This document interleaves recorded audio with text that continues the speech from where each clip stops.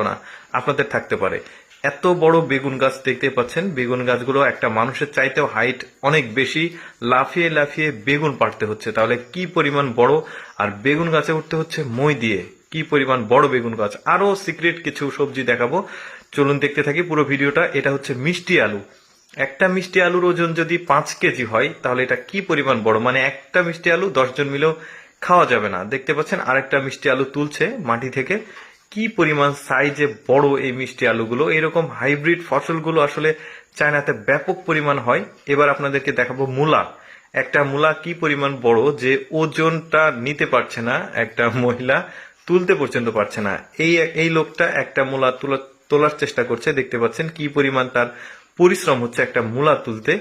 মানে এত বড় মূলা, পুরাই হাইব্রিড এগুলা যা দেখছেন সবকিছু হাইব্রিড। এটার সাথে দেখুন একটা মিষ্টি আলু, দেখুন এই মিষ্টি আলুটা কি পরিমাণ